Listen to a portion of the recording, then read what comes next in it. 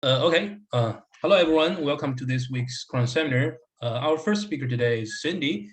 Cindy is a PhD student at the University of Amsterdam. Her current research focuses on self-supervised representation learning, including local learning and structured representation learning approaches.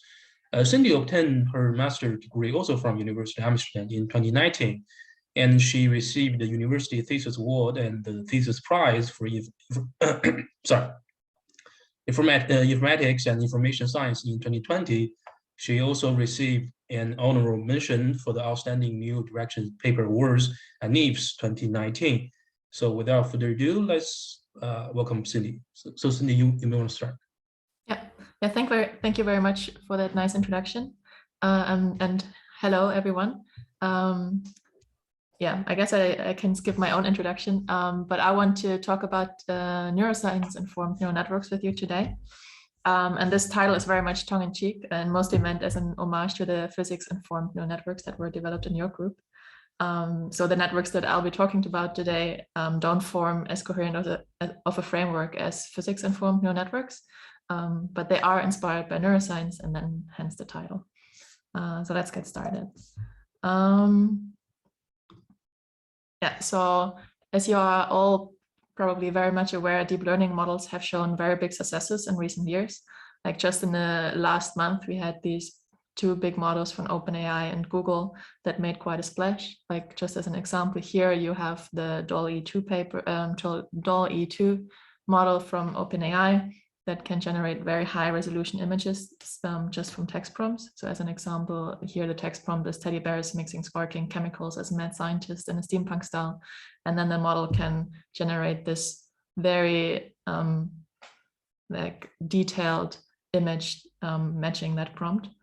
And the other big model that made a splash this month was from Google that trained another big language model, which can now actually explain jokes, which is very impressive, but nonetheless, these successes are still very restricted because the high performance that we see in these algorithms, they depend on the raw compute power that is incomparable to the efficiency that we have in the human brain, both in terms of energy consumption and in terms of sample efficiency.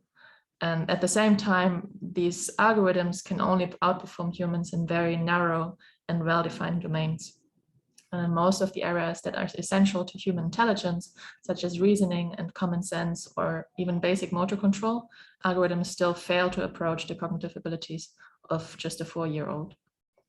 And thus, we can see that building human-level AI has proven itself to be quite a difficult task. And the search space of possible solutions to this problem is very vast. There's a lot of approaches that we can try. And given our failure of finding any solution yet, it's probably also very sparsely populated. And thus we can even say that the human brain at the moment is the only proof that a solution exists at all to this problem of building human-level AI. And with this argument, I believe you can say that there should be also some valuable insights that we can take from the brain into aspects that are necessary for achieving higher level and general intelligence. And with this motivation, in this talk, I would like to present 2 algorithms to you that take inspiration from neuroscientific theories in order to improve the capabilities of deep learning algorithms. And the first algorithm, for that one, we take inspiration from how the brain learns in order to challenge one of the most commonly applied learning algorithms for artificial neural networks, which is end-to-end backpropagation of a global supervised loss function.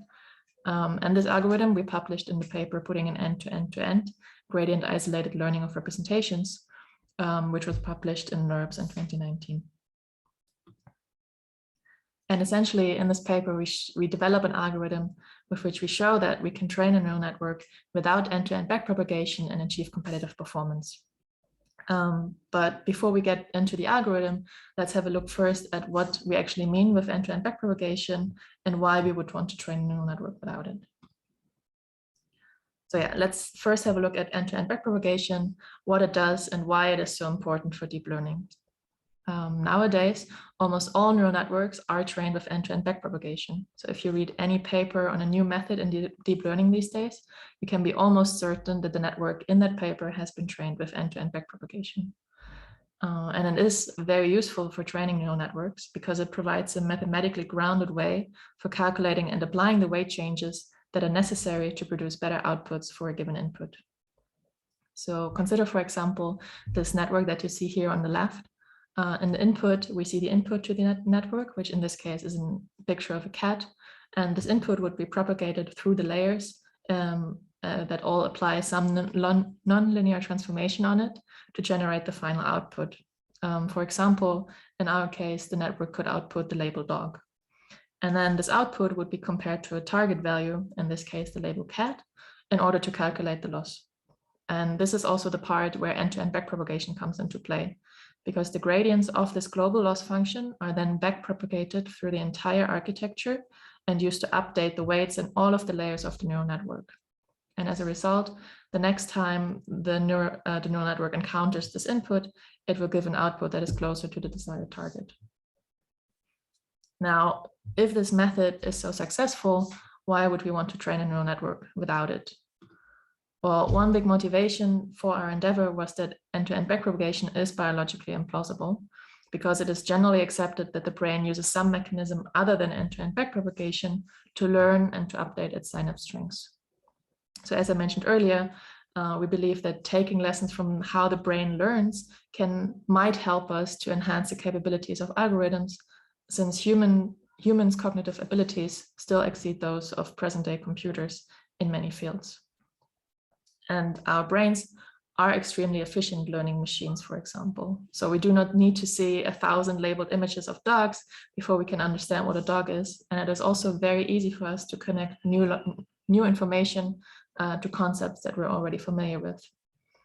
And one possible explanation that we see for this efficiency of the brain is that its synapses are adjusted predominantly based on local information, that is based on information from immediate neighboring neurons. So synapses in the brain do not need to wait for a global signal to update their connection strengths. And we also don't have some global loss sitting somewhere in our brain that tells all of the synapses in our brain what to do. But instead, different areas of the brain can learn highly asynchronously and in parallel. But besides this biological implausibility, there's also a number of computational issues connected to end-to-end backpropagation that we wanted to overcome. Sindy, I have a question here, and I read recently the paper by Hinton and the DeepMind people about local end-to-end propagation. Local propagation. So, are you? I know the algorithm, but are you sort of have the viewpoint that there's no at all backpropagation, or is it limited backpropagation within the region of brain that does a specific task? Well, I think it's still very unclear. So actually in this algorithm, we're still using backpropagation, but then in a limited scope. Right. And there is also some literature from neuroscience where they do make connections between how neurons learn and backpropagation, but then it's still like there's no evidence that we would have a global loss in our brain, for example. So if at all, then I would say it would be some local version of backpropagation in the brain. Okay, thanks. Yeah, that's basically the thesis of that paper too. So yeah, thanks. Yeah. Okay. Yeah.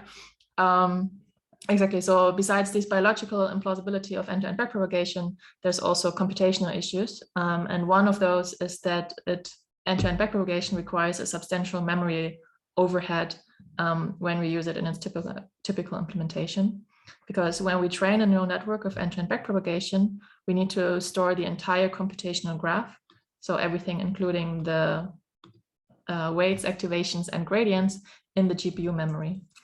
And this can prevent us from training very deep neural networks on high-dimensional inputs because this GPU memory is generally quite restricted. And this problem with the memory overhead is that there's also no easy way to avoid it because we cannot just train layers separately with end-to-end backpropagation. And that is because it creates a very strong dependency between the layers. In the forward pass, each layer needs to wait for the activations from its predecessor to do any calculations on it. And in the backward pass, each layer needs to wait for the gradients from its successor to do its weight update. And this so-called forward and backward locking prevents us from separating the training of individual subparts of the network. And thus we cannot easily overcome the memory overhead And this also prevents us from parallelizing the training of the layers. So inspired by this local learning that we find in the brain, and also striving to overcome the computational issues of end-to-end backpropagation, we developed a new learning algorithm, which we call Greedy Infomax. And in Greedy Infomax, we remove end-to-end backpropagation. And to accomplish this, we first divide the network into a stack of modules, and then train each module using a separate local loss. And then we enforce each module to greedily optimize their own objective by blocking the flow of gradients in between the modules. For this greedy training of each module, Greedy Infomax makes use of a self-supervised loss function. And thus we do not only remove the reliance on end-to-end backpropagation, but also the reliance on a labeled data set for the training of our model. And then with our proposed method, Greedy Infomax, we show that we can train a neural network without end-to-end backpropagation and achieve competitive performance. Now let's have a look at how Greedy Infomax does that in a bit more detail. With Greedy Infomax, we can take any conventional neural network architecture, and then we remove end-to-end backpropagation and optimize modules greedily instead. In order to do so, we do not employ a global loss, but we have a separate local loss for the training of each module. And then one point to note here is that with Greedy Infomax, we do not necessarily split our architecture at the layer level, but instead a module could represent a single layer, a residual block, or any subpart that we divide the neural network architecture into. And then we block the flow of gradients from in between the modules. And this enforces that each module greedily optimizes its own local objective. Or in other words, modules do not receive any gradients from other modules, but they only optimize their own local loss. Now that leads us to the big question, how can we make sure that the modules provide meaningful inputs to one another, even though they do not share any gradients? Or said differently, how can we ensure that, for example, the top module in our architecture receives inputs that it can make use of, even though it cannot provide any gradients to its predecessors? Now to solve this problem, we make use of a specific self-supervised loss function. And to understand the idea behind the self-supervised loss, imagine we are given a short speech sample. When we consider a small patch from the sample, it shares a lot of information with neighboring patches. For example, the identity of the speaker, the emotion that is being expressed, and on a shorter time scale, also the words or phonemes that are being said. And all this shared information, the speaker identity, the emotions, the words, could potentially be really helpful if we can learn to extract them with a neural network. And thus our goal is to take such a temporal sequence as an input and to train a neural network on it such that it learns to preserve this information that is shared between temporally nearby patches. And for this, we use the infra-NCE objective as developed by Van den Noord and colleagues. Essentially, this objective takes pairs of temporally nearby patches and contrasts them against random pairs. And this contrasting enforces that the model has to preserve the information that is shared between pairs of temporally nearby patches. Excuse me, this is Lulu from Japan. I have one question here. Yeah. So do you require the input has to be a sequence? For example, can I say I try to learn a function y is equal to sin x using this approach? Is it doable, or the input has to be a sequence? So with this approach, yes, the input has to be a sequence, but you can relatively easily make a sequence out of quite a lot of different data types. So actually, like later on, I will also show how to apply this to images, where you just interpret the image as a sequence of patches. What about just the scalar or a vector? So just a scalar wouldn't work because you always need to have this comparison between two parts that should belong together. Oh, I see. Okay, thank you. Yeah, sure. Yeah, so mathematically speaking, what the infra-NCE objective optimizes is the mutual information between temporally nearby representations, or in other words, the mutual information between representations that are created by module M for the time steps t and t plus k. And this in turn also maximizes the mutual information between temporally nearby input and output of each module or that is the input at time step t plus k and the output at time step t. And this provides us with an intuitive explanation as to why greedy Infomax works, even though modules do not share gradients.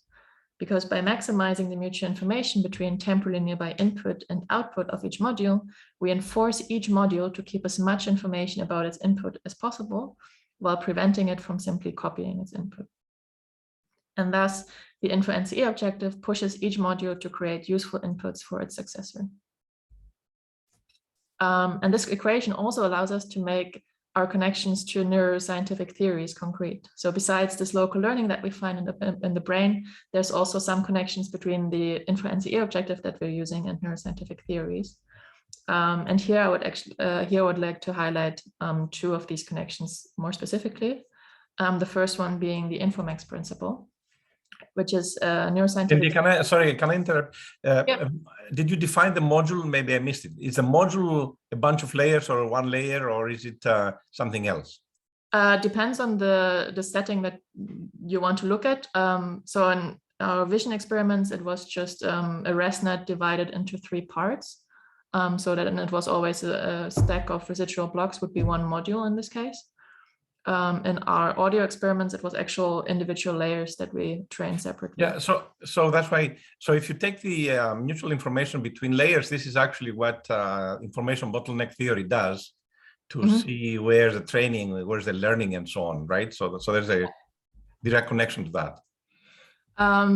Yes, but I think actually the information bottleneck theory kind of optimizes the opposite, because there you minimize the mutual information between the input and the output, but you maximize the mutual information between the output and the label, if I remember that correctly. Yeah, that's correct. Yes, that's correct. Yeah. Yes. It's Whereas here we actually keep as much information as possible. So we optimize the mutual information between the input and the output, and we don't look at the label at all. Okay. Yeah. Yes, so the Infomax principle, and that is a theory that was developed in the 1980s and 1990s, and essentially states that the brain optimizes the mutual information between its sensorium and its internal representation. And our equation gives a very clear connection to this principle, because we can interpret our input as the sensorium and the output as the representation, and then it expresses exactly this optimization process that is described by the Infomax principle. Now, the optimal solution to maximize the mutual information between the input and an output would be to simply copy the input. And thus, to prevent this, the Infomax principle additionally puts some constraint on this mapping, which enforces that the representation should be efficient. In our setup, we don't have a specific constraint like that, but instead we have this temporal difference between the sensorium and the representation, which should prevent the network from simply copying the input to optimize this objective. And thus it serves a similar purpose as this efficiency constraint that we find in the Infomax principle. The second connection that I would like to highlight is the one to predictive coding. And this connection arises since we optimize the mutual information between the present representation and the future input to each individual module in our neural network. And predictive coding theorizes that the brain does something very similar. It states that each level in the hierarchy of our brain just predicts its own future input. But going back to the realm of machine learning and to our final greedy Infomax model, we have to add one last thing, and that is a way to evaluate our self-supervised representation learning method. And what we do for that is that we train all of our modules within our architecture greedily with the InfoNCE objective. We freeze all of the weights, and then we extract the created representations. And then we train a linear classifier on top of these representations. And the accuracy that this linear classifier achieves provides us with a proxy for the quality and generalizability of the representations that we create with greedy Infomax. Now, this is the architecture that led us to our overall statement that we can train a neural network without end-to-end backpropagation and achieve competitive performance. Now let's have a look at our experiments to show that greedy Infomax is indeed competitive. So as I mentioned earlier, first we apply greedy Infomax to the vision domain. And to be able to have this temporal sequence, even when we're looking at a static image, what we do is we extract patches and then enforce a top-down order on them.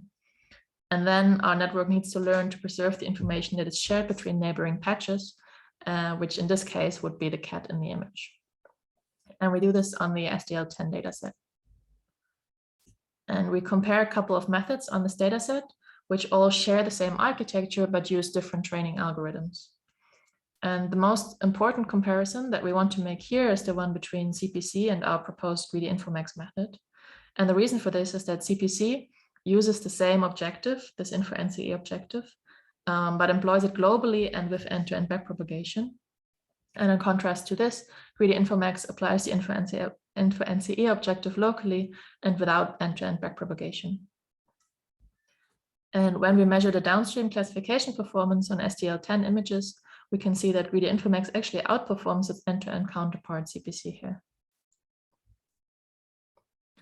And additionally, greedy Infomax even manages to outperform comparable state-of-the-art methods on this dataset. So here we compare against Deep Infomax, which is a model that is very similar to CPC because it maximizes the mutual information between different patches of a given image while using end-to-end backpropagation. And Pratzim uses a greedy layer-wise training that is similar to greedy Infomax, but makes use of a supervised loss for its training. Now, something that we found when visually evaluating our results that is quite exciting is that the modules in our hierarchy learn to iteratively increase the level of abstraction in their representations, as you can see in these images here. So on the top row, highlighted in red, you see image patches that 4 neurons in the first module are most sensitive to. And from these patches, it becomes quite clear that these neurons are most sensitive to edges of specific orientations. The 4th neuron, for example, seems to prefer edges of this angle. Neurons in the final module, on the other hand, show a preference to much more abstract features.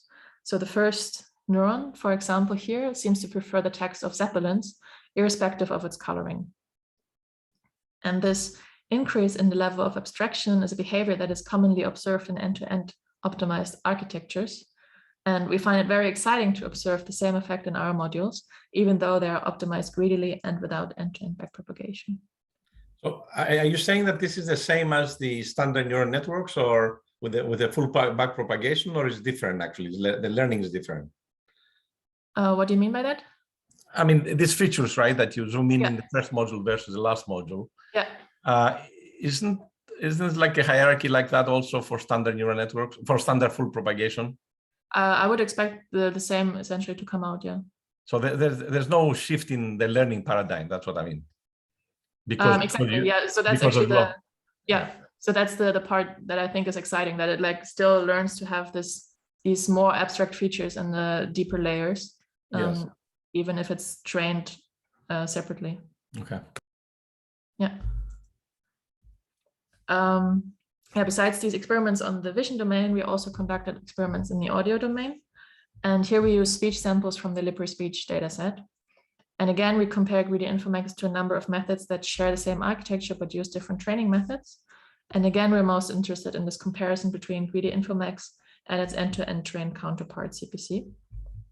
The first task that we evaluate our model on is the task of speaker classification.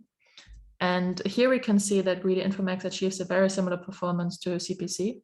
And this is despite the fact that we can train every single layer in our architecture greedily with a local loss and without any gradients flowing in between the layers.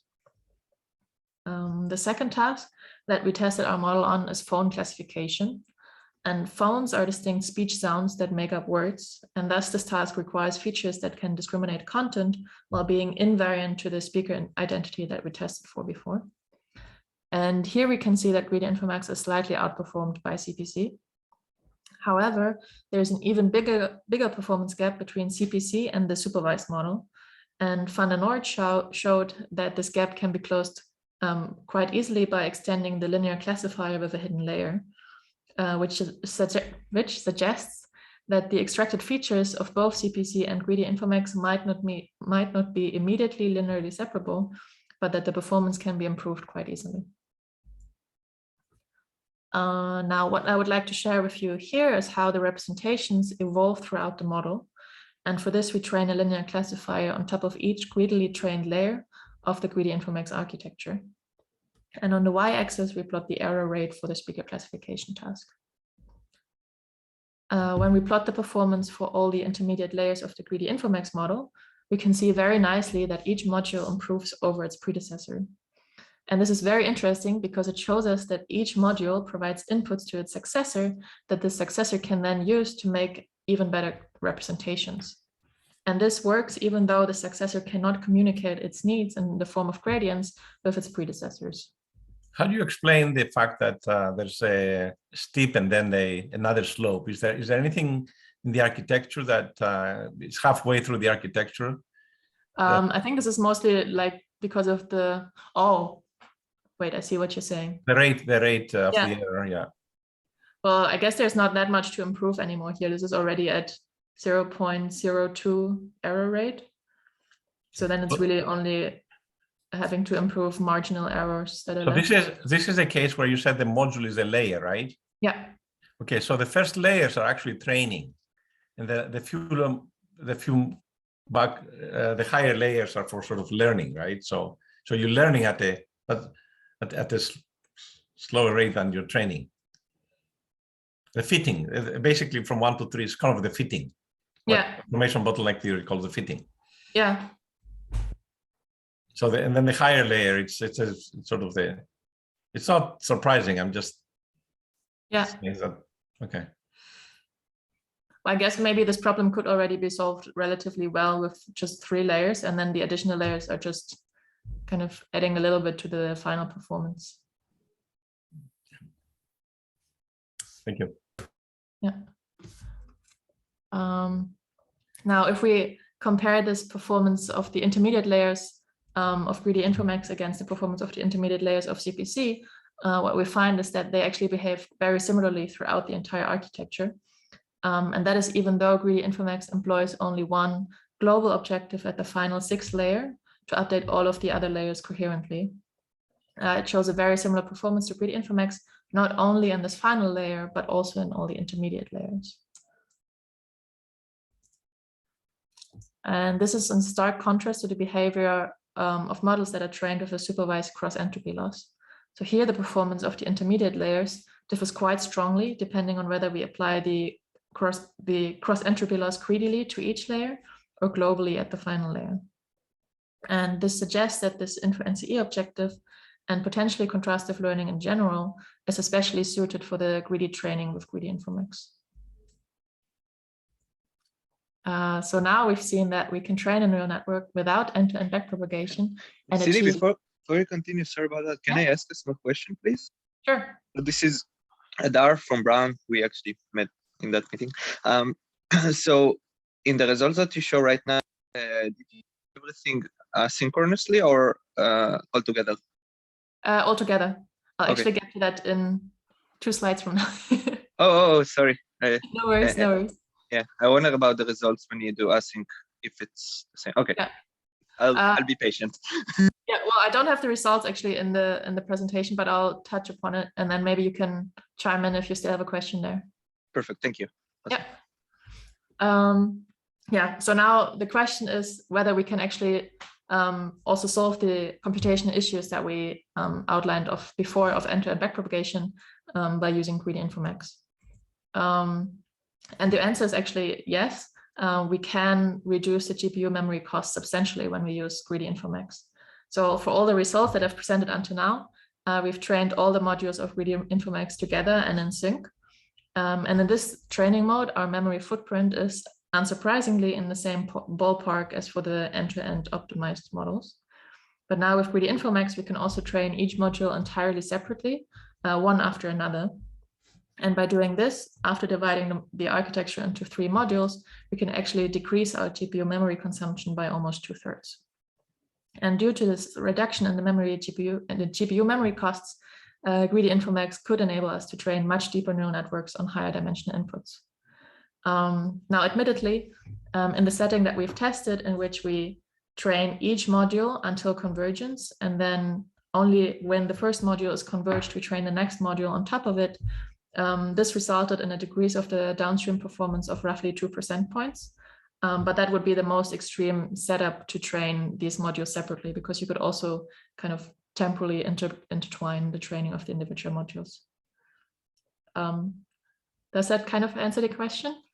Yeah, perfect. Okay, nice. Yeah, and on top of this memory savings that we can have with 3D Infomax, it can also enable us to distribute the training of individual subparts of our neural network across separate devices, and thus to massively parallelize the training of these subparts. So imagine you have this network and you would like to distribute its training across 3 devices. What you would usually do is copy your entire architecture over to these 3 devices, run the forward and backward pass on each device, and then aggregate the results. But if your model would be too big to fit on each of these devices individually, 3D Infomax can now provide you with an alternative approach to distribute the training across devices. Because you can simply place and train each module on a separate device. And then each module only uses the gradients of its own local objective for its weight update, and thus they're independent in this regard.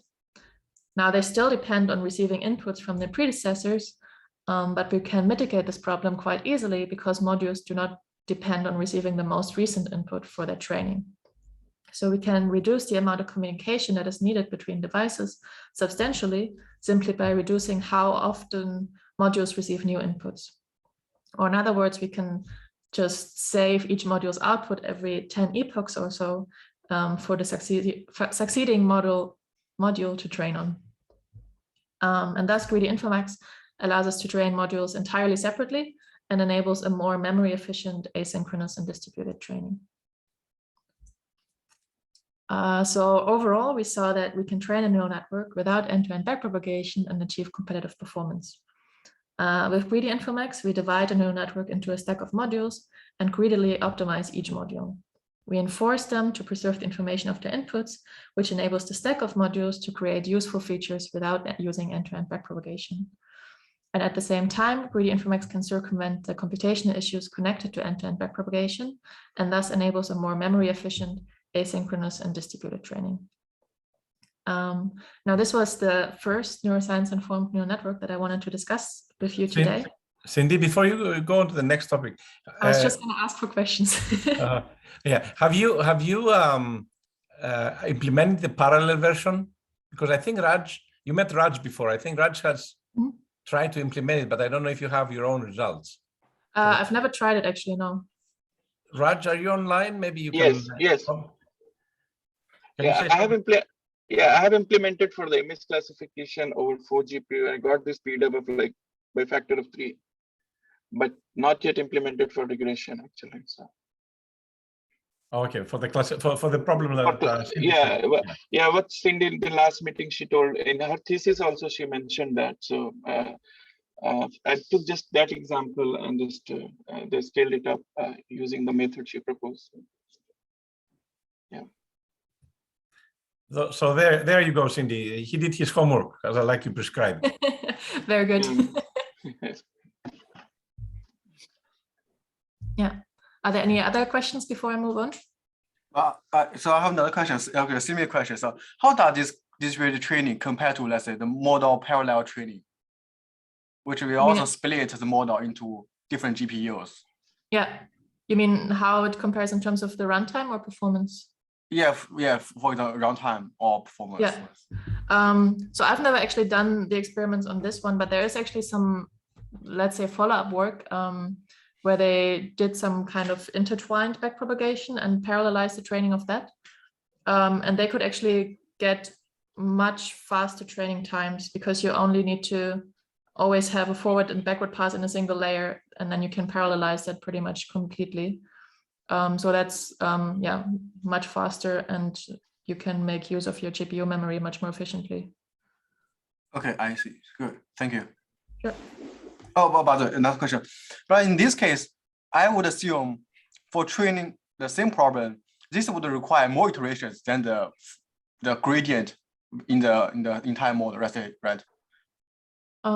Actually, no. Like I've trained the models for exactly the same amount of training steps for both CPC and 3D Infomax. Okay, I see. Because intuitively, I would say that I would assume the global loss would have, let's say, better gradient and convert it faster. Yeah.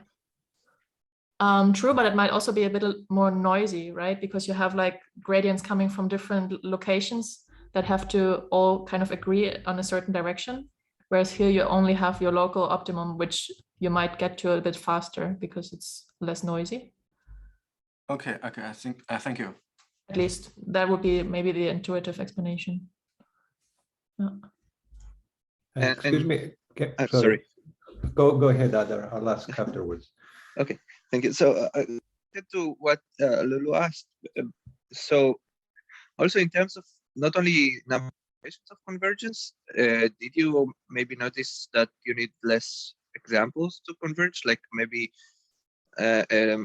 lower number of examples, you will get saturation. The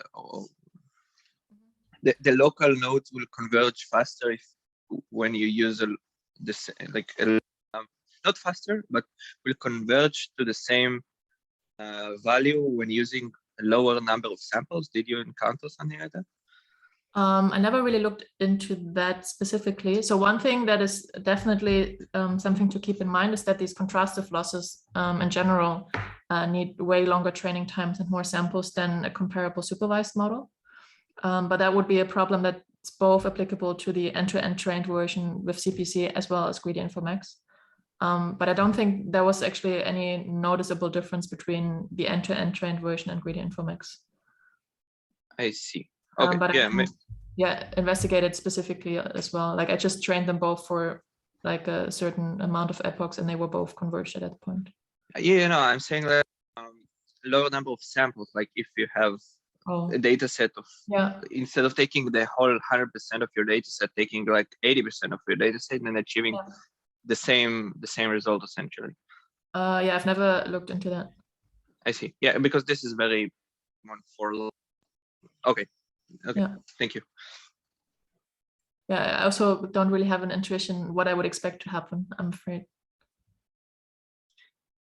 It could go either way. So I have a question. Maybe it's obvious, but I don't really understand. So if you train individually the modules, right? So each one of them, we know that there is the input, right? And then the output of each module has transformed the input, right? So what goes as, what is this Z that you have for two different modules? They must be different Z's, right? I mean, it's a different. So how do you know how to initialize them? There has to be some connection between the modules. Well, the architecture itself is just like in the vision case, for example, it's just a standard residual neural network. And then the output of one module is the input to the next one. Right. And so there's nothing that you kind of need to hand to in there just to make the local training work. Right, but when you do an update within the module, right, you update the parameters for that module. Yeah. But what are the values that go into the loss function? You say you try to maximize the mutual information between the Z at T and the Z at T plus K, right? Let me go back to that slide.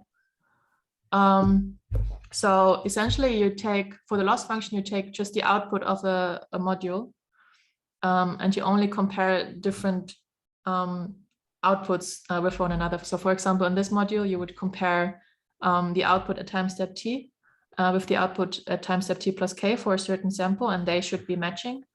I understand that, but in order to do that, you need some input for this module, right? Yeah. So well, the forward pass happens just exactly the same as you would do with any other neural network. So that one didn't change at all. Okay. So you do get the M-1 that goes in, right? The arrows that go in. Yeah, exactly. So the forward arrows are just as you used to be.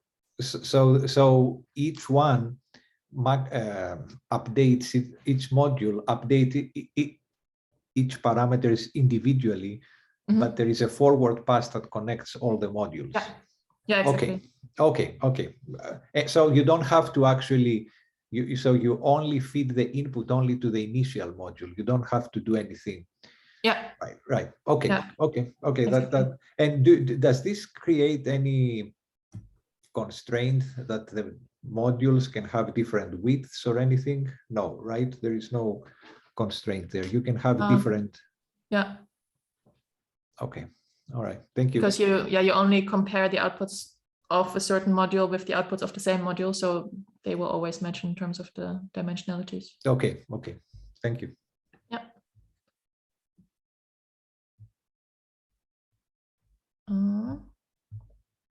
Okay. Then, if there's no further questions, I'll move on to the second neuroscience-informed neural network of today, which is hot off the press. I essentially put this paper in arXiv only this month, and it's called Complex Valued Autoencoders for Object Discovery. And in this paper, we develop an algorithm with which we create distributed object-centric representations using complex numbers. So this is a completely different topic in terms of what we do with the neural network, but it's still very much inspired by neuroscience, both in terms of the motivation why we want to have object-centric representations, but also in terms of the actual encoding that we use that I'll get to in a moment. But yeah, first to the motivation, why we want to have object-centric representations. And I really like this little video as an explanation here, because in order to understand what is going on here and to reason about how this sequence will turn out, we need to be able to perceive the individual objects in the sequence to be able to figure out how they interact with one another and how they influence one another.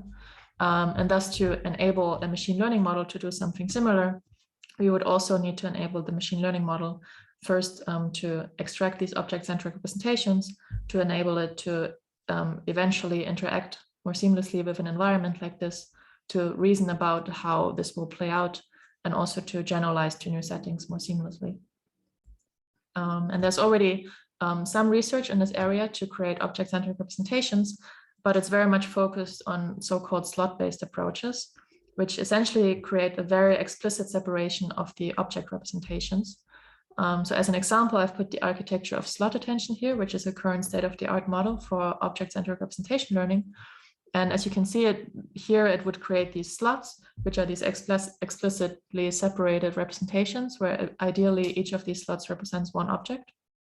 And then, yeah, you have this autoencoding architecture. But the downside of this approach is that it generally requires quite an involved architecture to make this work with iterative procedures, which you also have here, elaborate structural biases, and also very intricate training schemes. And we argue that these involved architectures are actually necessary because you basically plant these object-centric representations in the form of slots into a module that otherwise doesn't really have a notion of objects, because this encoder and decoder, they're just standard convolutional neural networks. So they don't work in this object-centric scheme. And now you try to combine a non-object-centric model with an object-centric model. And that creates a lot of complications in how you can set up this model. And for us, obviously, another motivation is that this is also biologically implausible because we don't have something like these slots in our brain to perceive different objects. But instead, there is a neuroscientific theory describing how we might be representing objects in our brain, which is called the temporal correlation hypothesis. And essentially, this hypothesis states that each neuron in our brain can send two separate types of information, which allows it to represent objects. So if you have these objects over here, for example, then each neuron can send the information whether or not the feature that it is sensitive to by its rate code. So for example, this first neuron could represent that there is a square in the scene. And because there is a square, it will fire in this oscillating pattern due to the brain waves and how they interact with one another. And then the second type of information is which features should be bound together to represent the same object. So for example, the second neuron could be representing that there's something blue in the scene. So it would be firing to represent that there is something blue. And now to represent that there's a blue square, these two neurons would fire at the same time to express that these two features should be bound together to represent one joint object in the scene. So we wanted to basically incorporate this coding scheme into an artificial neural network. And then to do that, we built on some previous work, which suggested that we could do this by abstracting away these two message types using complex numbers, because basically you can represent a complex number with two values, one being the magnitude, which is the distance from the origin to the complex number, which we can then interpret as this rate code, which would express whether or not a feature is present. And the second value would be the phase or the angle of the complex number, which is the angle between the positive real axis and the line joining the origin and the complex number.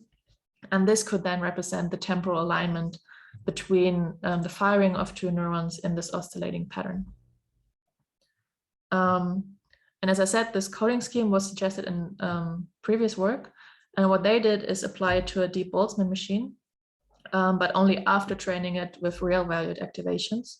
As a result, it took them tens to 100s of iterations to actually settle to an output configuration. And instead, what we do is we propose to apply this in a modern convolutional architecture. And through a careful setup of our model, we're actually able to train this model end-to-end with complex valued activations to create phases that are representative of object identity within a single forward pass through the model. And actually, the whole setup of this model is pretty simple. So we have just a standard auto-encoding architecture. And now to inject complex valued inputs into it, we take our real valued input image and interpret it as the magnitude of our complex valued input. And then we initialize the phase value of our complex valued input as a fixed value, in our case, just zeros. We combine these two, auto-encode them, and then the resulting complex valued output, we can separate into magnitude and phase again, where the magnitude should represent the reconstruction of our input, and the phase can now actually give us the pixel accurate object identities. Or to say that more accurately again with maths, we would take a positive real valued input image X, combine it with a phase value that is fixed to 0 to create our complex valued input. We apply a convolutional autoencoder on this complex valued input to create a complex valued reconstruction. And one thing to note here is that the autoencoder actually has real valued weights. Then we get the reconstruction by applying a linear mapping on the magnitude of the complex valued reconstruction and use that to train our model. And finally, we can get the object identities out by looking at the phase values of the complex valued reconstruction. And with this, we create distributed object-centered representations using complex numbers. So we apply this to 3 different data sets, which are all still relatively simplistic because there's still a couple of limitations to be overcome. The first data set is this grayscale data set with always a square and a triangle in each image. And when we look at the performance of the complex valued autoencoder, we can see that it can reconstruct these images very accurately. And also that the phase values that it creates for the different objects are very distinctive in separating out these 2 objects. And then we can apply k-means on these phase values to also create pixel accurate labels for the different objects in our scene. We compare this model to its real valued autoencoding counterpart. So this is basically exactly the same architecture, but now without injecting these complex valued activations into it. And in this case, they get roughly the same performance, although the real valued autoencoder is slightly worse.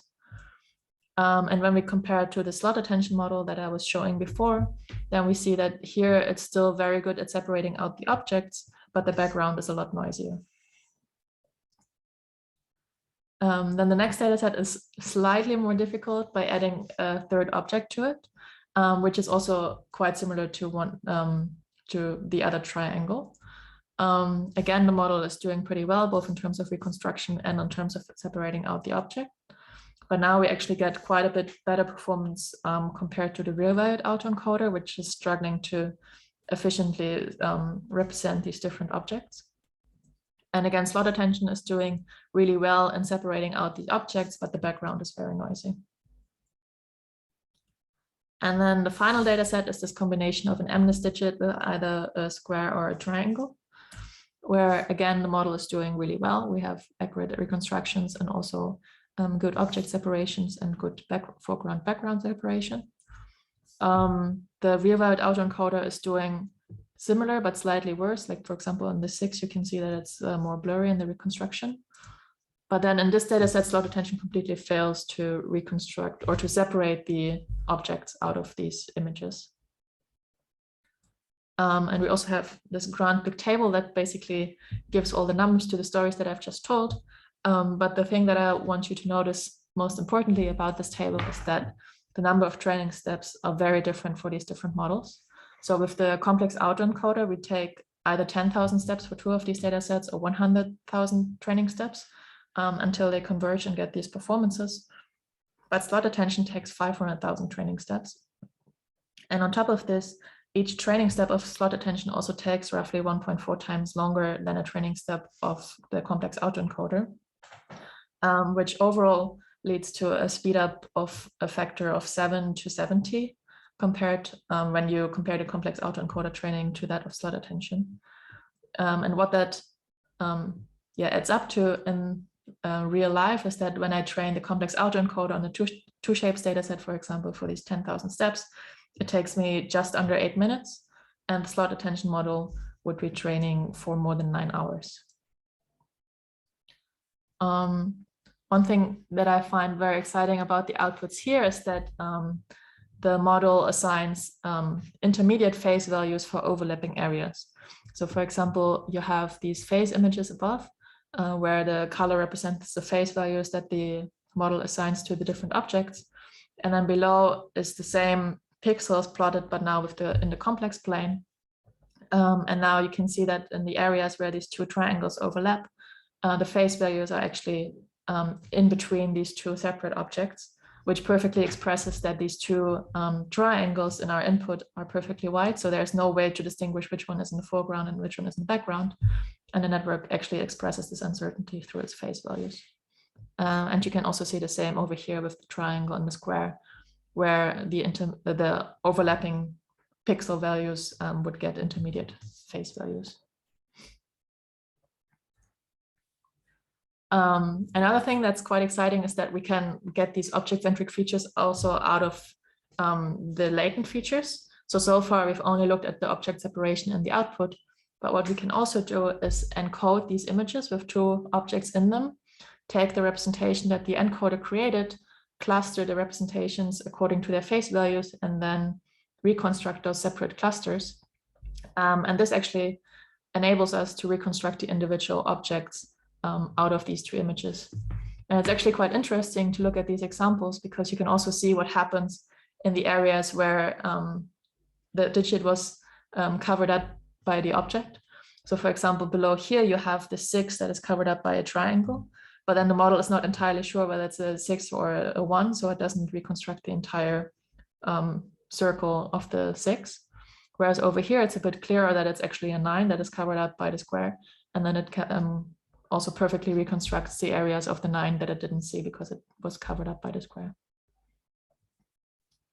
Yeah, so with this, we create distributed object-centric representations using complex numbers. I still have a couple of slides to give an intuitive explanation, but I'm not sure if we have that much time to go through those in detail. Yeah, Sindy, you go ahead, of course. Oh, okay.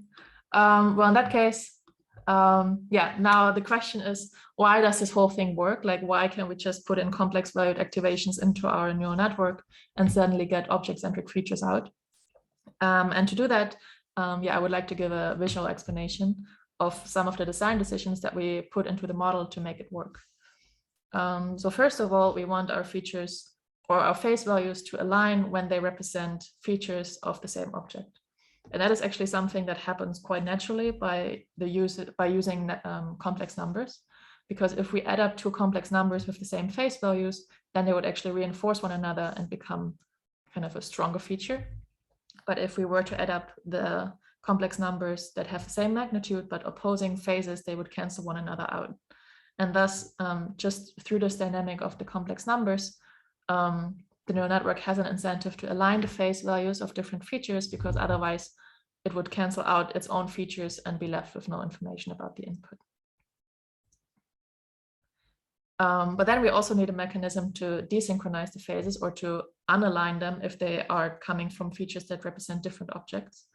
And again, there's one mechanism of the complex numbers that helps us in this regard, which is that if we add up two complex numbers with misaligned phases, then the outcome will be yet another angle. So for example, here we have two complex numbers that are misaligned by 90 degrees, and then the outcome would be a complex number with a 45-degree angle.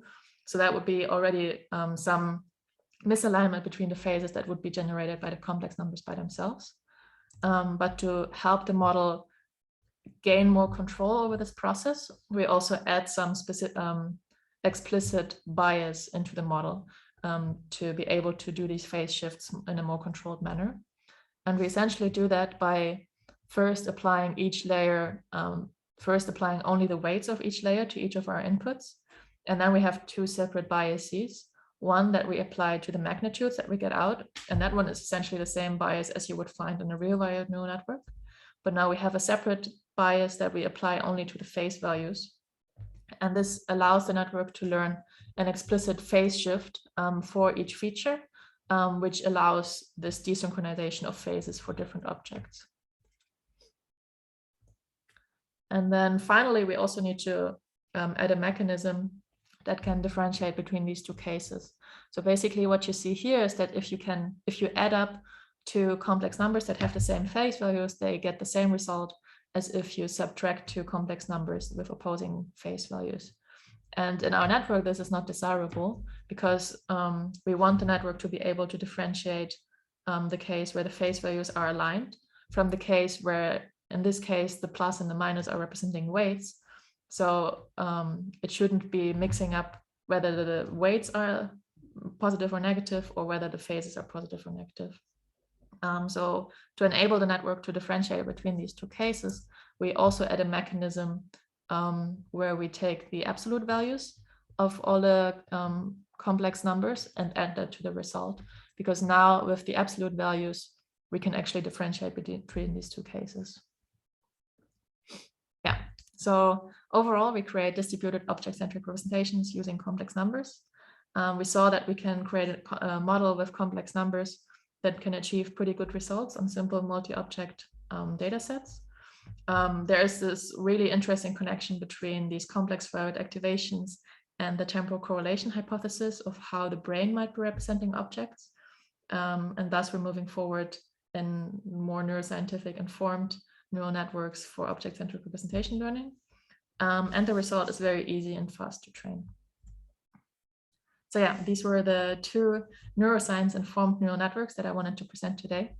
I hope that I could convince you a little bit that even though artificial neural networks were initially inspired by their biological counterparts, that there's still a lot of differences and that there's also still a lot of lessons that we can learn from the brain. So in the two algorithms that I presented today, we took inspiration from neuroscientific theories of how the brain learns and how the brain represents different objects. But there is still a lot of other biological mechanisms that we could potentially make use of to improve deep learning methods. And last but not least, there might also be some lessons to be learned about how the brain itself works when we investigate these neuroscientific theories in machine learning settings. And with that, I would like to thank you very much for your attention and also thank my collaborators for their great work. And then I'm happy to take more questions if you have some. Thank you very much, Sindy. That was excellent, both parts. Thank you.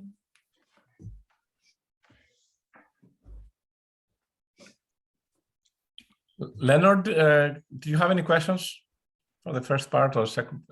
Leonard Glazer also was working on ending the back propagation. And we have a few, since we last spoke, Sindy, we have a few different methods. One that uses only forward passes and so on, but we haven't published anything yet. But Leonard, do you want to ask any questions? So I found the talks really interesting. Both of them, the complex value I found pretty interesting. I don't think I have any questions at the moment off the top of my head, but if something comes up, I will certainly speak up.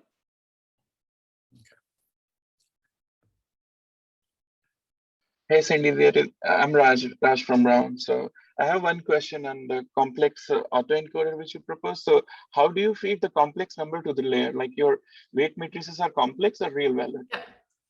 Yeah. Wait, I have some. Yes. Is it this one? Yeah. So I have some backup slides for exactly that question. The weights and the whole parameters in our model are still real valued. So to apply them on the complex valued activations, we simply kind of take this complex number apart into two parts that are real valued again, and then apply the model on these separate parts and then put them together. So what that means in practice is that when we apply the weights on this complex valued input, what we actually do is that we take the real component of the complex valued input, apply our weights to that. We take the imaginary component, apply it to that, and then combine those results back into a complex valued number. Okay, so if I have to analyze the latent dimension for different architectures, so these has to go separately, the real part and imaginary part in the latent dimension. At least at some point, yeah. So here they have to be separated, but then when we want to apply separate biases on the magnitudes of the phase, they have to be joined together again so that we can interpret the complex number or represent the complex number in terms of the magnitude and the phase instead. Okay, okay. That's pretty cool. Thank you very much. Thanks. So I have another question. So in the complex number, essentially you are doing a vector of length 2, right? It's equivalent to a complex number. Can we do so the complex number essentially is equivalent to a vector of length 2. Oh, yeah, two numbers, right? But can we do as a vector of length 3 for 3D or go to high dimension instead of 2 dimension? Potentially, yeah.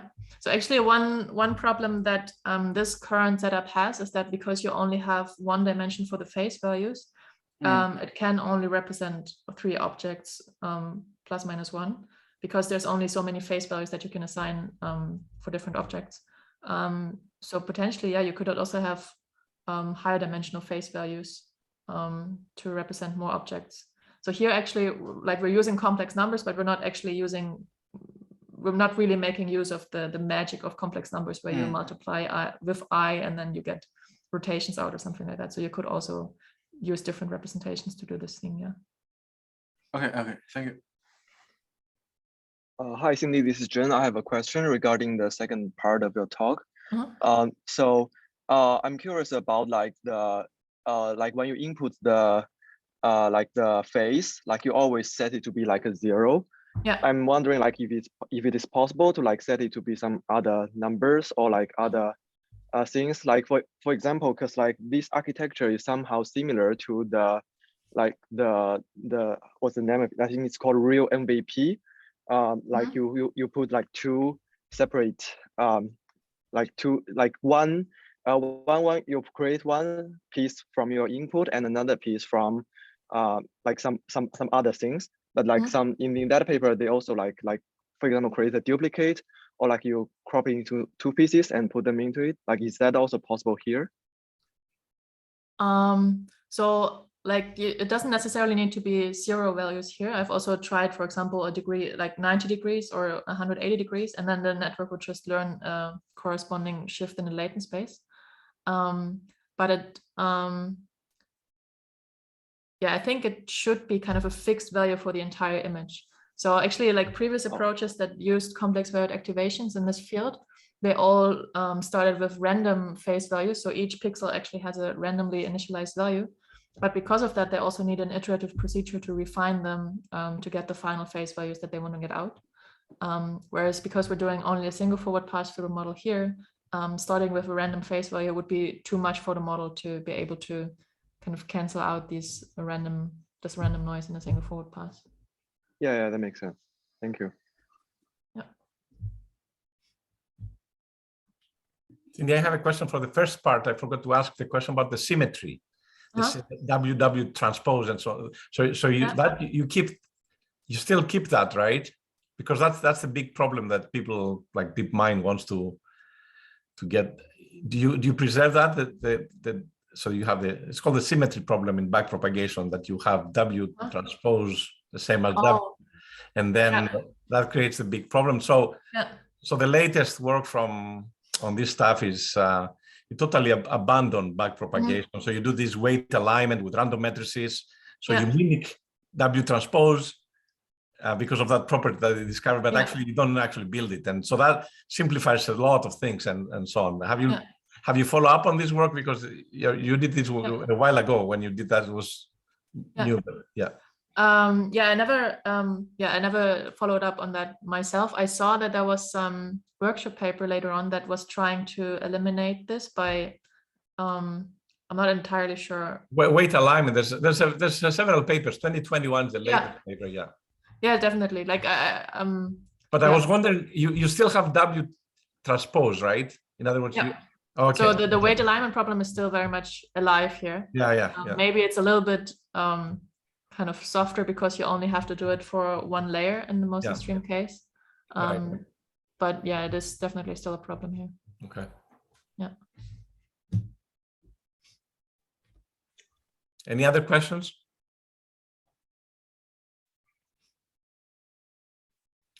Okay, thank you very much, Sindy. Thanks for taking time today. Sorry, it's late in Amsterdam, and I know the bars are open early in Amsterdam. Especially on Fridays. So thanks again, and keep in touch. Yeah, thanks for having me. Okay, take care. Zogren, you can take over for the next speaker. All right, so thank you, Sindy, for your wonderful talk. And let's move to our second talk. Our second speaker is Aniruddha Bora from Bora University. Aniruddha is a postdoc here, and he's a member of the Crunch group.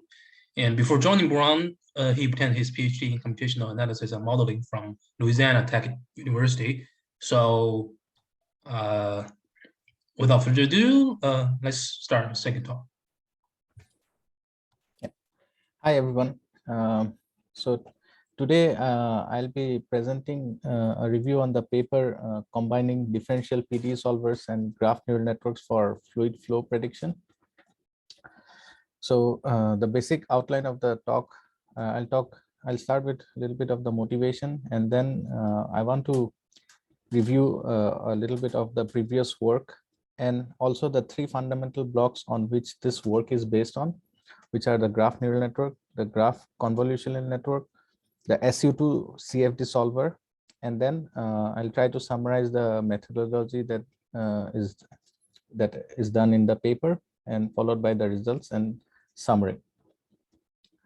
So the motivation is that for high resolution CFD simulation, it takes a long time, and especially when designing a new prototype product, time is of the essence, and they want the solution to be as fast as possible. So that's why the author were motivated for solving, trying to solve the CFD problem for like high resolution in a less time. Also for this kind of techniques, the deep learning techniques are becoming more popular for this. But also for vanilla deep learning techniques, it's very hard for them to capture the complex dynamics of the equation.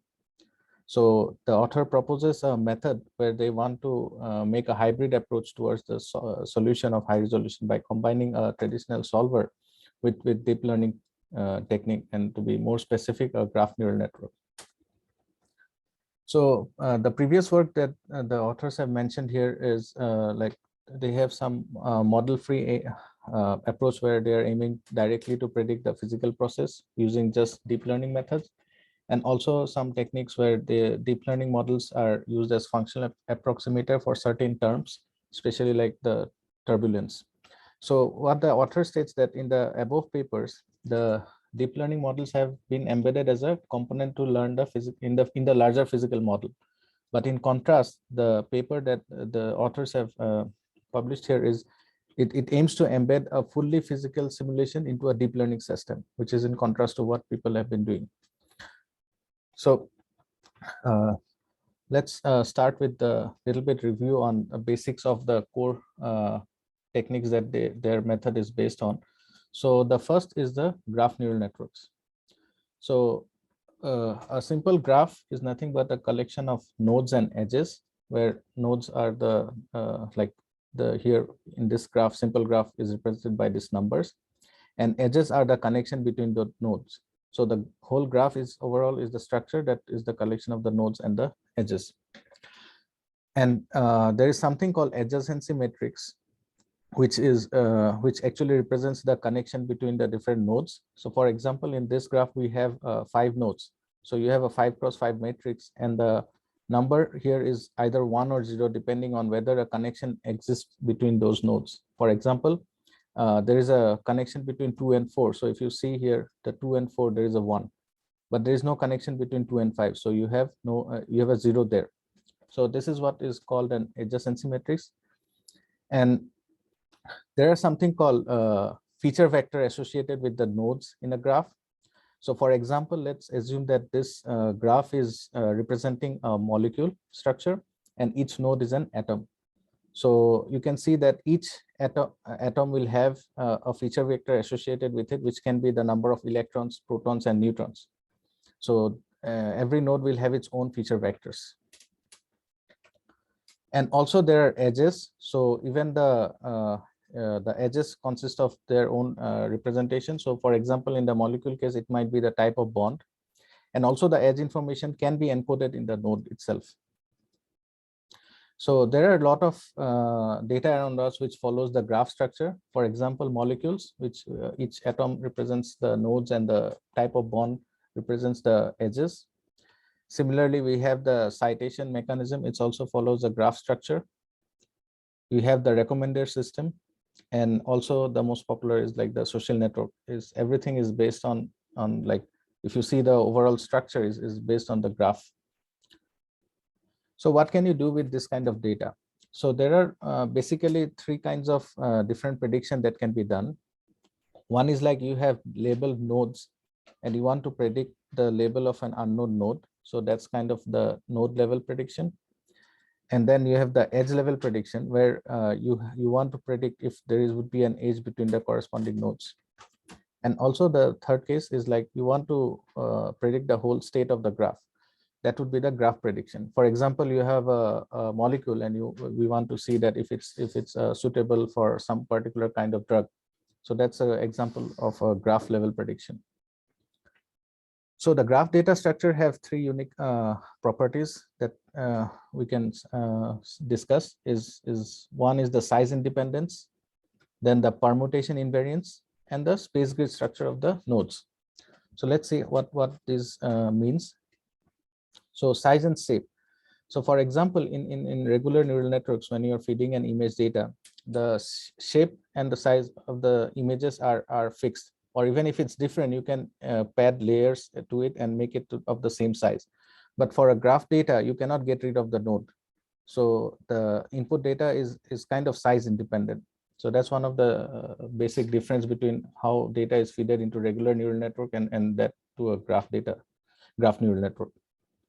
The other is isomorphism, or in other words, the permutation invariance, which means that the different orientation of the nodes might mean the same images. So that's kind of, you can see that these nodes are represented in 2 different ways, just basically rotated, but it means the same thing. And the third is the grid structure. So in regular images, we can think of like each pixel has a unique length associated with it, which can be expressed in the Euclidean space. But for a graph data, we actually don't know how close the 2 nodes are. So regular Euclidean normally don't apply to the graph grid structure. So what is a graph neural network in short? It's like a representation of the graph data, and you try to learn the relation of each node with the other nodes present in the graph. So initially you'll have a state where each node has a particular feature vector associated with it. And as you pass on through the graph neural network, you'll try to learn you'll update the features of each of the nodes based on what you learn from your neighbors. And this is known as the node level embedding. And how this is done? This is done using the message passing layers, which forms the core of GNN. So message passing layers are equivalent to the hidden layers that we encounter in regular neural networks. So what happens in a message passing layer can be summarized in 3 steps. So the first step is that it tries to gather the current information from neighbor nodes. The second is they combine them in certain ways to get a new embedding. And the third is that it updates that node feature. This embedding is called as graph convolution, and it can be seen as a similar extension to convolution to graph data. So for example, we have an image. So when we do a convolution neural network, we have a kernel that tries to summarize the like the whole pixels surrounding the neighbor and tries to represent it in a lower dimensional space. So similarly, we have a kernel for the graph, which would be taking the information from the nearest neighbor and try to summarize it in a way that is known as aggregation. And this sharing is actually known as the message passing. So let's take an example for how this works. We'll consider one single node update and try to see how it happens. So let us consider the node 2, and we want to see how that will get updated. So the first step is that we try to gather the information about the neighbors. So in this case, the neighbors are 1, 3, and 4. So we'll try to collect those information, and we represent it as h of 1k for node 1. So h is the usual state of that node, and 1 refers to the particular node, and k refers to the iteration. So we have for node 2, we have the node 1, 3, and 4 as neighbor at the kth step. Then we will try to add them to the second node, because we are looking at how the node, the state of node 2 will be updated. And then we combine them in certain ways. So the collection of the neighboring information is now the aggregation, and then we update it. So that's the basic of a message passing layer. So we first aggregate the neighboring information and then update it. And this step of aggregation and update can be user defined based on the problem. And once that step is taken, we update the state of the node 2. And this is followed on for each of the nodes. Now, to see in more specific way how the node learns about the information about the node which is not connected, we will discuss something called computational graph. So if we see node 2 here, we can see that it has a direct connection with node 4, 1, and 3. So in the first message passing layer, it will learn about the nodes here, just as we discussed in the previous slide. Now we can see that node 1 is also connected to 2 and 3. The node 3 is connected to 1 and 2, and node 4 is connected to 2 and 5. So in the second message passing state, the node 2 will already learn about the features of all the nodes in this graph. So in just 2 message passing step, the node 2 has information about all the nodes in that particular graph. So this way we can continue, but we have to be careful, because since we can see in the second step itself, it's already learning about all the nodes. So if you keep on continuing this process, there will be a point of time when all the nodes will be indistinguishable, and this is known as smoothing.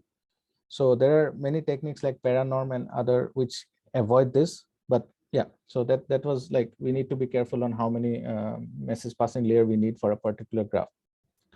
And this number of layers actually determines how many neighborhood hops we perform. So the first step is like, we have the first neighborhood hop, and then we go for the next corresponding neighbors. So to summarize, the graph neural network algorithm can be mathematically represented with this equation right here, where we have the aggregate step, where we collect. So for example, we want to update the state of node u at the time k plus 1. So we will connect the information for all the neighbors for u from its neighborhood, and then aggregate them. And this aggregation can be defined in many ways. It may be the mean of them, it may be the max, the normalized time, or it might be a multi-layer perceptron. And after that, we will try to update the state to, and for that also there are many different functions, like it can be the mean, the max, the MLP, or RNN.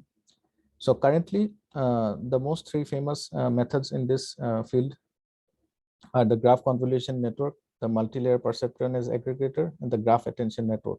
And there are many other variants of it. So the specific architecture they used in this paper is based on the graph convolutional network. So in this method, the way they update the nodes feature is in this way, where D is the degree matrix, which is nothing but the diagonal matrix determining the degree of each node, which means like how many elements are connected to it. And A hat is the adjacency metric plus the identity metric. The identity metric actually implies the self connection. And so if you can see if you consider the graph example here, so we can see that each graph is has a self loop with it. So this is done to keep the importance of the node itself on when learning the other feature vectors. And we can see that this is the degree matrix. As we can see, the node 1 is connected to 4 of them. So one self loop, 1, 2, 3, 4. So that's why it's 4, and it's a diagonal matrix. And the particular way of arranging this part right here is to normalize the adjacency matrix. And why they do it, we'll come to that. And there is a weight update here, which is nothing but a linear projection. So what it does is, for example, we have this node 4, and it has a feature vector of 1024. And we want to reduce it to a lower dimension, to a 64. So that's this multiplication will be doing that projection. So in short, the GCN can be can be summarized in 3 steps. The first step is the one-hop neighborhood aggregate. Then you sum them up after scaling, and then apply the activation function. The sigma here is the activation function. So let's see how one step of it, how it works. So Bora, can I ask a quick question? Sorry, this is Esan from sure. Yeah. So is the connections in this graph neural networks, is it fixed or it can evolve? Like, for example, in this figure, what if there is a connection from 2 to 3, which is missing? So I think that depends on the problem. Like, for example, if you are doing a graph level prediction, then maybe the edge might not be there. But I think it depends on the problem setup. If you define that there might be an edge or not, it depends on how we want to predict. Okay, so that connection is something that can be predicted. Yes. Okay, thanks. Yeah. Hi, this is Mila. I have a quick question. So is the adjacency matrix should be symmetric?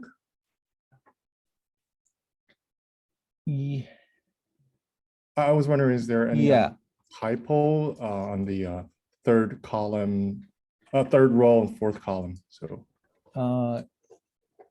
no, I don't think so. It has to be symmetric all the time. But in this case, Oh, okay. It's okay. Aniruddha, unless you have directions, right? If you have directional graph, then it's not symmetric. Yeah, exactly. If you have a directional graph, then it will not be symmetric. The case we are considering here is undirected graph. So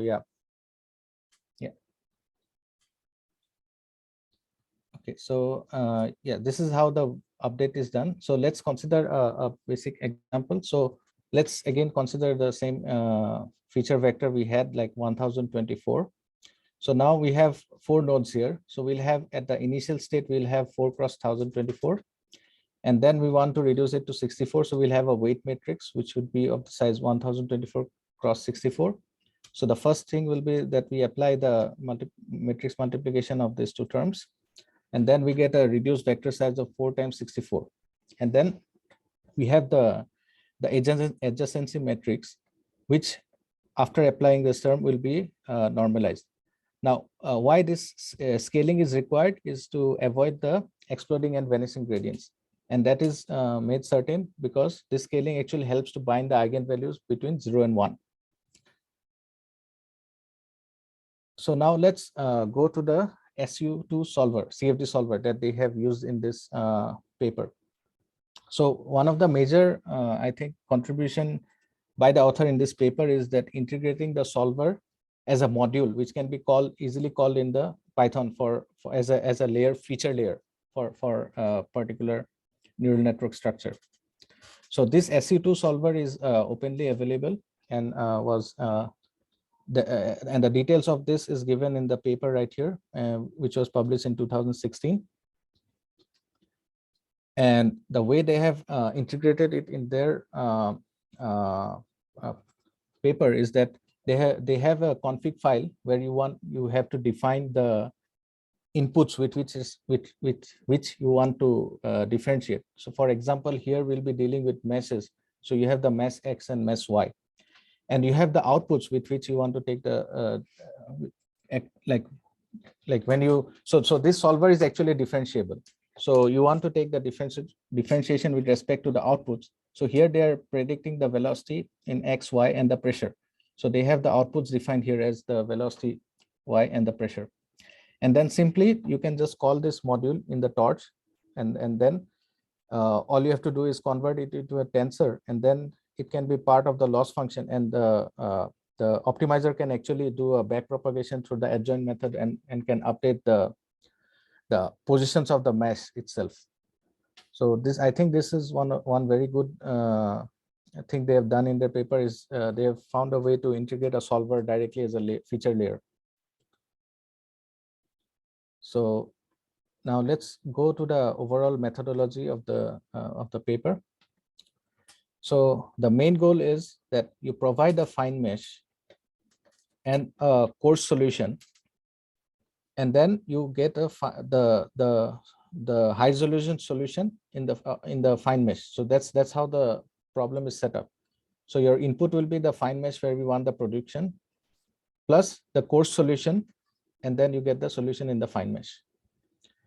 And how they do it here is, so they have the simulator. So the first thing will be they will pass the coarse mesh into the simulator along with the angle of attack and Mach number. And then they will upsample it L times. And the way they have done the upsampling is given by this normal weighted sum. And it can be described as here. If U is the upsample version of the coarser graph and D, coarser graph D. So for each nodes in the upsample version, it takes the 3K nearest neighbor and do the normalized sum, normalized weighted sum. And that's how they upsample. Are they doing it in one shot or in multiple steps? Multiple steps. So from coarse to fine, how many steps they will take? From coarse to fine, for their particular example, they have done it just one time. But it can be like changed. It's a parameter they can, for their results that they have showed here, they've just done it once. Okay. Yeah. So now, so after upsampling, what they will do, the other thing is they have another fine mesh where they want the prediction plus the physical parameters along with the sign distance function, which is appended as a node feature to that fine mesh. And sign distance function is nothing but it's kind of a way to distinguish the point of how far or where the point is in the mesh. So what it gives you is like if the point is within the aerofoil, you will have a negative number. If it's on the boundary of the airfoil, it will be 0. And if it's outside the airfoil, it will be positive. So this fine mesh is passed through the graph convolutional network. So your initial input will be the fine mesh, the sign distance function for each of those points, the angle of attack, and the Mach number. And at every iteration, what it will do is it will apply the activation function with the convolution operation that we already discussed. The only thing is that additional they've done is just added the bias, which helps in. So the parameters are the same in the coarse and the fine, right? The Mach number is the same. Yes. Yeah. And then at a specified convolutional layer K, they will append the upsampled output as a node feature to the convolutional layer. So to the nodes, they will append that solution for those upsampled coarse mesh solution. And then again, they will perform a series of convolutional, like it will pass through again a graph convolutional network. And then finally, at the kth iteration, they will take the output and combine with the high mesh, the high resolution solution that is provided by the same solver. So that's the overall algorithm, and this is how the workflow looks like. So they will have a coarse mesh that goes into the solver. They'll get the solution here, along with also they have the angle of attack and Mach number that goes here. So then they will upsample it. Meanwhile, there will be a fine mesh with the sign distance function appended to all the nodes, and that passes through the convolution layer. And then at the kth step, they will append that upsample solution, and then it again travels to a series of convolution network where they get the final solution, the high resolution, where they compare with the ground truth. And the ground truth is not the high resolution solution from the same solver. So the training model is predicted to predict the output fields consisting of the X and Y component of the velocity and pressure at each node in the fine mesh with respect to the ground truth. And this is how they define the loss function. And the ground truth is obtained by running the same solver for full convergence to the original mesh. Bora, I have another question. Yes, Sorry. sure. If, Yeah, no if we go back to the previous slide. Yep. So the coarse mesh, the solution that they get for the coarse mesh, it's not a down sample of the fine mesh, right? So it's like the fidelity of the solutions are actually different, correct? Yes, but the case they have presented in the paper is actually the downsample version of the same mesh, but they have claimed that it works for the Oh, so it's a high fidelity solution, but it's sparse enough. Okay. Yes, that's how they have shown the example, but they said that it can be done for different. No, that's big time cheating. Yes. Yes. Yep. Because that's you don't have story. Yeah. Yeah. Yeah. Okay. Thanks. Yep. And the unique thing here that I noticed was during the training process, not only the weights and biases of the graph convolution network optimizes, the position of the coarse mesh is also optimized by back propagating through the CFD simulation. And this is because they integrated it as a layer. So as the thing is, as the process is getting optimized, the coarse grid also gets optimized to give better solution. So can you say again the kind of unique? The loss function, Aniruddha, the loss function. Why hat is the loss function? Yeah. The loss function. Yeah. Oh wait, can you see my cursor? Yeah. So the Y is the solution at each of the at the nodes of the fine mesh, and Y hat is the solver solution at that original mesh when it was run independently to converge to that original mesh. So Y hat is the fine resolution? Yes. Yes. So you have the fine resolution. Yeah. So they are just using that for optimizing the weights and biases of the graph convolutional network as well as the coarse mesh. So and then in the future they will be doing the same thing but without knowing the full simulation, the high resolution, right? Yeah. Okay. Yeah. So this was the unique thing I liked, like it was new for me that the position of the coarse mesh also was getting optimized by back propagating. So that's, I think I had not seen it before. So it's kind of like it's new, I feel. So, but there is one problem when they are updating the coarse mesh, since it's like there's a chance that when it's getting the update, the node might cross over an edge, and that would be that will generate non-physical volume, which will harm the stability of the simulation. So what they do is, to get rid of this, they do a projected update. So they update all the nodes which are only non-degenerating. So they start with a projected update and check which element of the mesh have pushed over the edges, and that they do it by computing the cross product of the two edges. And if the cross product flips the sign, then they don't. That means there is a crossover, and they don't update that node. And for the others, they update, and they do it for each of the nodes. Now let's go to the results. So for all experiments, the type of airfoil that they have considered is the NACA 0012. And for the fine mesh, they have used 6,648 nodes. And for the coarse mesh, they have used 354 nodes. And all the nodes have been generated by the point-wise mesh generation software. The equation they have solved is the steady-state steady-state compressible inviscid case of the Navier-Stokes equation, which is the Euler equation. But it was strange for me, they did not put the equation anywhere in the paper. So I just, I could have put the equation, but I just stick with what they gave here. And for the CFD GCN model parameters, for the first convolution, they have 3 message passing layers. And for the next part of the convolution, they have 6 message passing layer. And for this example, they have just upsampled it by 1 time. And also the comparisons that they have provided seems they have just provided comparisons with the same method, but like they remove one part or the other. So they have compared with the upsample coarse mesh. So in this one, they are just upsampling the coarse mesh solution. So they've compared the result with that, or a purely graph convolution network where they don't have the solver. And then the other one is the frozen mesh where they don't update the coarse mesh. So they have generated 2 kind of experiment. One where they want to test the interpolation from parameters seen in training, but similar. So they train it for a range of angle of attack and Mach number and test it not on the same point, but within the same distribution. And these are the solutions like they have provided.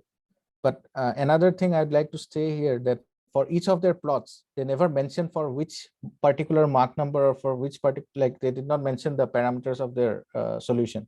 They just plot the figure and they said this is the test cases. So which little bit, I think they should have mentioned about which Mach number they're actually trying to predict. Or sorry, which Mach number the solution they're trying to predict. So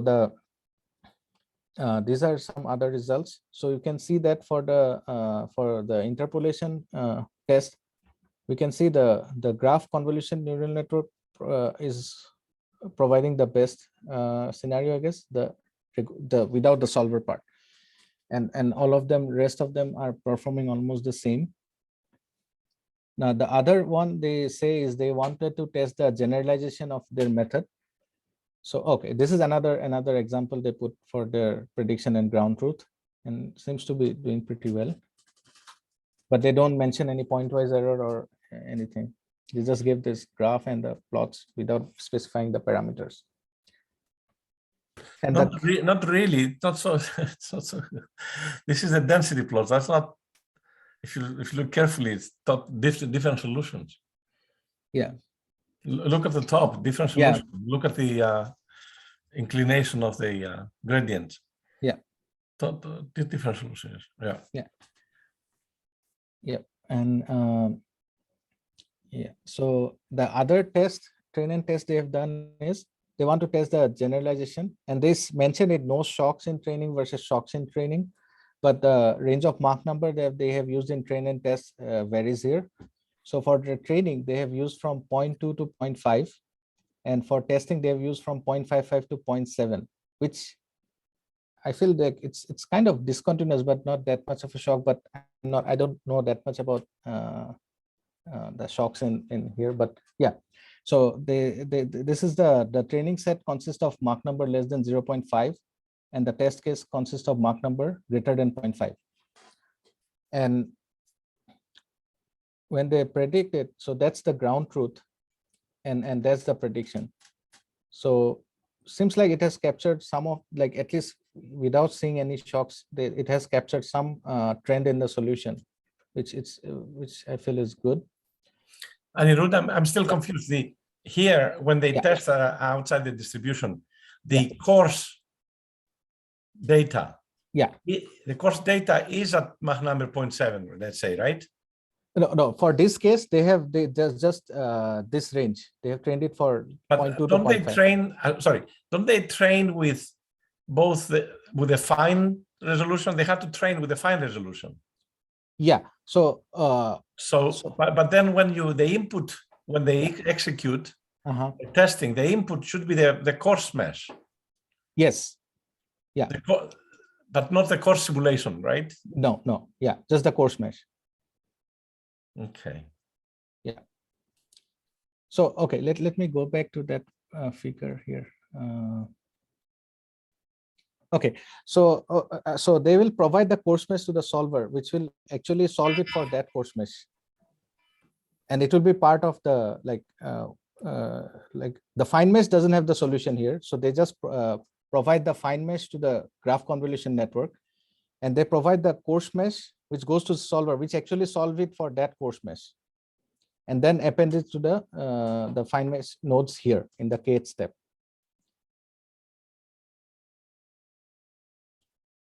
That's what I just said. So the solver SU2 gives you the solution Mach number 0.7. Yeah, but when you test it. Yeah, but here, like, when that, I think so. Yes, yeah. So when testing, it will go through, for this case also, it will go through the solver.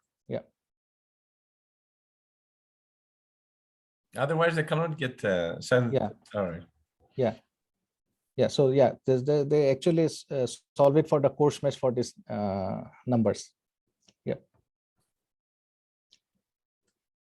So now when they were doing this test, so we can see here that the CFD plus and the graph combined gives the best test scenario, which makes sense because in all the other cases you have lesser information available. So the more information you provide to any network will give you better results. And then they compared it with the pure graph convolutional network, where this is the ground truth and that's the prediction. And this is the prediction given by their hybrid approach. So for generalization train loss, it's almost the same for all the three cases. But for the test loss, the CFD GCN solution gives the best performance. And in terms of error and the prediction time, this is the table. So we can see that the CFD GCN takes around 2 seconds for prediction. The frozen mesh also similar. Upsample coarse mesh takes this much, but the ground truth simulation takes the highest time, which is the 137 seconds. And they have reported that their runtime, the 85% of the time of batch prediction was taken by the CFD simulation, 10% by the upsample procedure, and 5% by the graph convolution network. And the total training time they said reported was 19 hours. And finally, the conclusion, what I feel is the method looks promising, especially the integration of the solver as a module, which I think is a new thing. The comparison was only done with the downsample variety of the method itself. So it was not actually compared with other methods which have different formulation. So that doesn't show how much that method is actually strong enough for that. And the information about the plots look incomplete because they did not mention for which Mach number they plotted. And the train and test cases are from similar decimal almost, so unable to evaluate the true generalization with which they claim. So, yep. And so any suggestion and questions? I have a question, Aniruddha. This is Ahmed from Brown. Yeah. So you said when they trained the neural network, they also changed the mesh, the coarse mesh, right? Yes. So do they set a limit for the number of resolution in that mesh? Do they So have a limit? Yeah, I think the number of grids is fixed. Only the position gets optimized. So it's like kind of adaptive meshing. If you have a high gradient in the flow, then you have more resolution in those regions, right? So there should be, I think there should be a limit for the size number of the elements, not the total, number of in the size. nodes. Yeah, they did not say anything about that, but maybe, yeah. But the course number of nodes are fixed. It just gets optimized in the backprop to represent the solution in a better way in the same sparsity. Okay, because when you don't have a limit for the size, the size might approach the size of the fine mesh when you optimize but you cannot increase the number of nodes. It's the number of nodes are fixed. Yeah. It's like mimicking the adaptive mesh in CFD. That's what I figured. Yeah, thank you.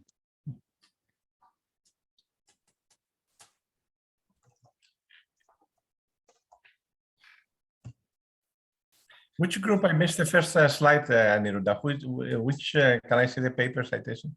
The first slide. Oh, yeah.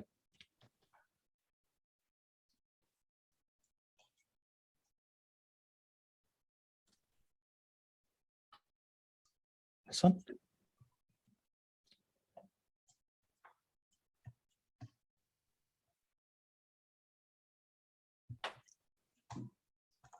Okay.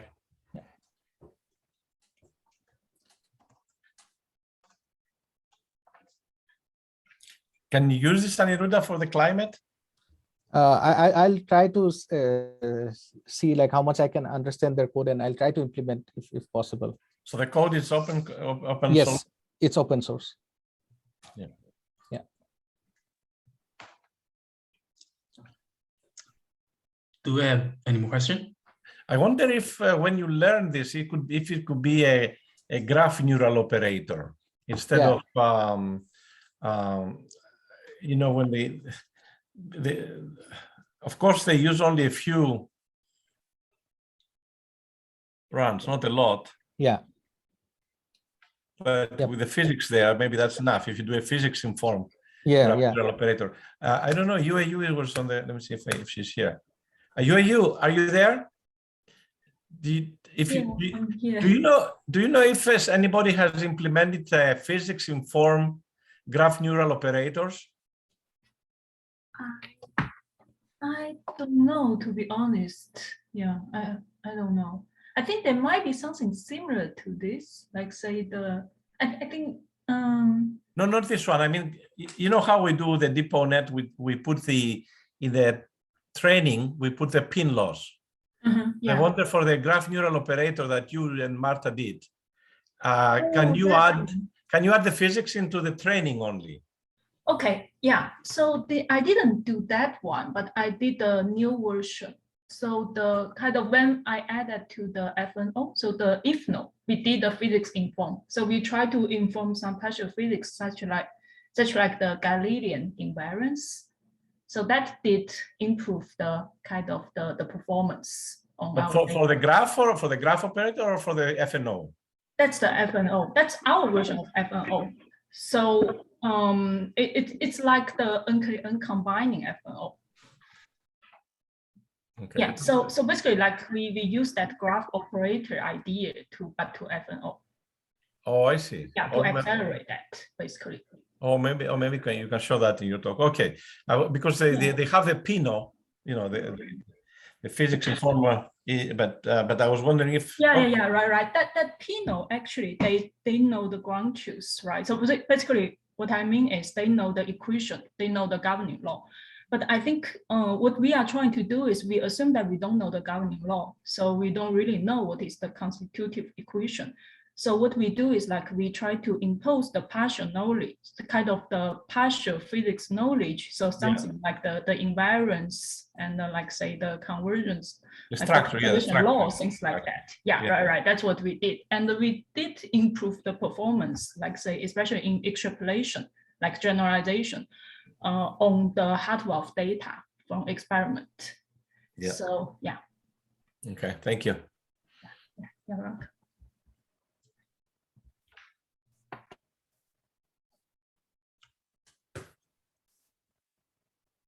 Any other question?